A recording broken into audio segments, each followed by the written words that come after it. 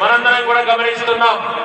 ఇవాళ భారతదేశంలో కార్మికులను ఎప్పుడు కావాలంటే అప్పుడు పనిలో పెట్టుకుంటాం, మాకు అవసరం లేదనుకుంటే తొలగిస్తాము. వీళ్ళకు ప్రత్యేకమైన హక్కులు, చట్టాలు, రక్షణ ఏమీ ఉండకూడదని చెప్పి ఇవాళ యజమానులు చాలా సంవత్సరాల నుంచి డిమాండ్ చేస్తున్నారు, కోరుకుంటున్నారు.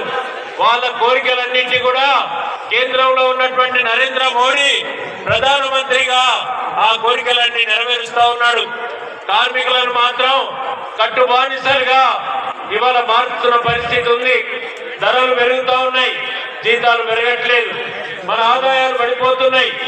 ఇవాళ కేంద్రంలో ఉన్నటువంటి ప్రభుత్వం అతి తక్కువ వేతనము ఎంత ఉండాలో నిర్ణయించాలని కమిటీలు వేస్తే రోజు సరిపోతుందని చెప్పి ప్రభుత్వ పెద్దలు సెలవిస్తున్నారు.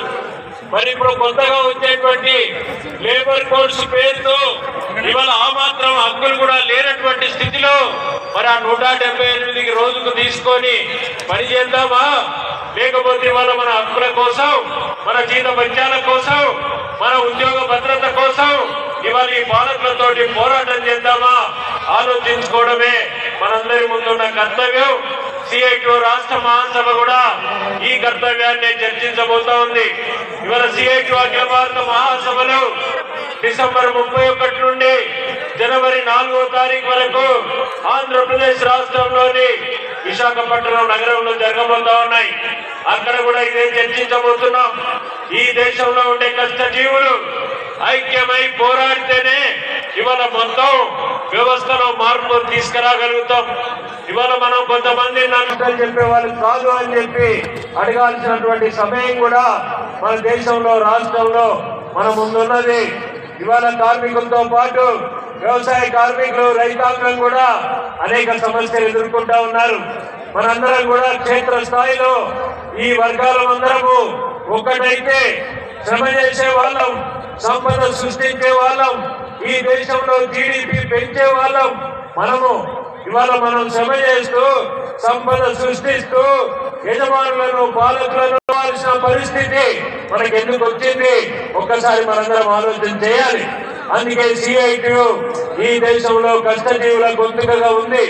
ఇవాళ సిఐటి ఈ కేంద్ర ప్రభుత్వం నిరంకుశంగా మన మీద ఏదైతే దాడి చేస్తా ఉందో, లేబర్ కోడ్స్ పేరుతో, శ్రమశక్తి నీతి పేరుతో రకరకాల పేర్లతో దాడి చేస్తా ఉంది. ఇవాళ కార్మిక వర్గంలోకి మన సంస్కృతి భావజాలం తీసుకొస్తారంట. ఇవాళ మన చట్టాల మీద పాశ్చాత్య ప్రభావం ఉందంట. ఈ మాట రాజకీయ నాయకులు కాదు, లేబర్ అధికారులు మాట్లాడుతూ ఉన్నారు. లేబర్ అధికారుల గొంతు మారుతా ఉంది. ఇవాళ పాశ్చాత్య భావజాలం అంటే హైర్ అండ్ ఫైర్ విధానం, హైర్ అండ్ ఫైర్ విధానం కోరుకుంటున్నది నరేంద్ర మోడీ, ఆర్ఎస్ఎస్, బీజేపీ వాళ్ళు. ఇవాళ ఈ భావజాలంతో కార్మికుల జీవితాలతోటి ఇవాళ చెలగాటమాడే పరిస్థితి ఉంది. దీన్ని సహించకూడదు. మనందరం కూడా ఐక్యం కావాలి. ఇవాళ ఈ మెదక్ జిల్లాలో సిఐటి మహాసభ జరపాలంటే మరి చాలా ముఖ్యమైనటువంటి కర్తవ్యంగా మేము తీసుకున్నాం. ఈ జిల్లాలో ఉన్నటువంటి బీడీ వర్కర్లు, ఈ జిల్లాలో ఉన్నటువంటి గ్రామ పంచాయతీ కార్మికులు, ఈ జిల్లాలో ఉన్నటువంటి ఆశాలు, అంగన్వాడీలు, మధ్యాహ్న భోజన కార్మికులు, ఈ జిల్లాలో ఉన్నటువంటి మున్సిపల్ కార్మికులు, కొద్దిమంది మాత్రమే ఫ్యాక్టరీలలో పనిచేసే కార్మికులు, వీరందరి అండదండలతోటి ఈ రోజు ఈ బహిరంగ సభ జరుగుతా ఉంది.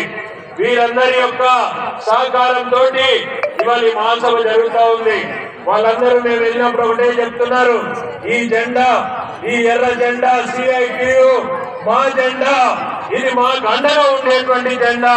ఇక్కడ జరుగుతున్న మహాసభ మా మహాసభ, మేము వస్తాము అని చెప్పి చెప్తా ఉన్నారు.